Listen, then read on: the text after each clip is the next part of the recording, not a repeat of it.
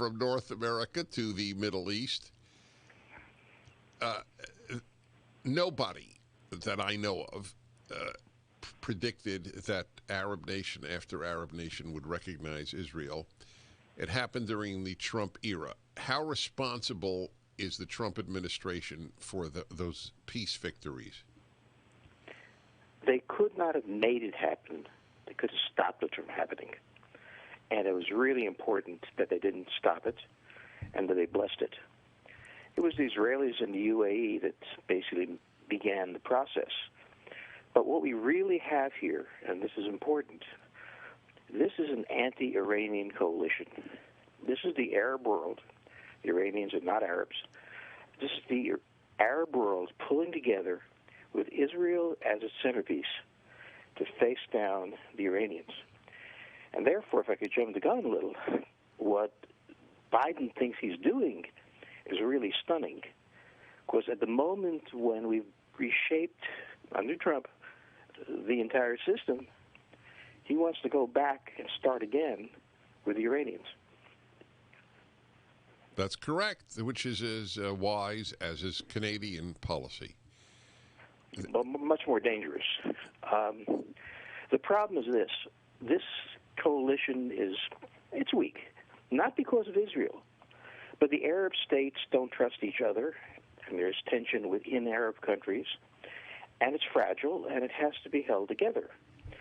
If the United States starts showing that it may be favoring Iran over this coalition, Iran now has an opening to manipulate these countries by saying, look, the U.S. isn't with you.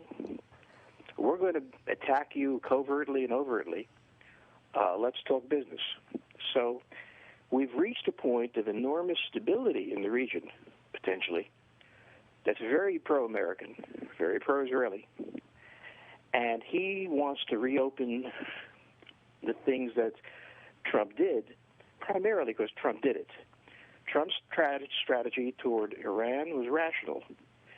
He said, look, one, we don't know if you're going to produce nuclear weapons, and inspections are a joke. Two, you still have missiles that can deliver them. And three, you're carrying out covert operations all over the world. And he slammed sanctions on them.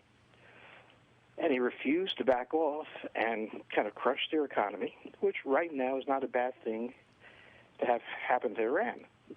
And Biden has come in, and he thinks it's 4 years ago, and he thinks he's Obama, and he wants to resurrect the status quo ante, as they say.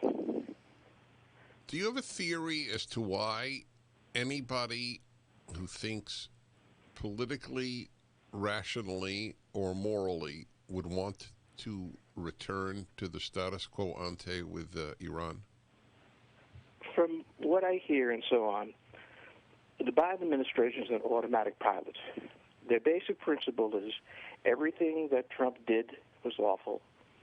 Let's go back to the way it was before. They haven't really thought through the implications here. There's a lot of personal stuff. Biden doesn't like Netanyahu one bit, and vice versa. But the first 3 months of any administration is a zoo. So I would give him those 3 months to come to his senses. And I hope he will, because opening up those talks, reducing the sanctions, letting Iran out of the box, is going to cost us a lot in lives and other things. That's right. So who, to the best of your knowledge, is pushing?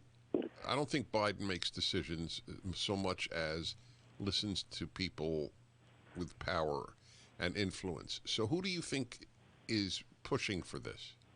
I think Secretary of State Blinken, who, is a fine person and is quite capable, but has not shaken off the fact that Donald Trump happened, 4 years of history happened, and you can't go back. And he has his game plan, and that game plan assumes that you can reverse what happened, and you can't. And I think it's Blinken who's doing this.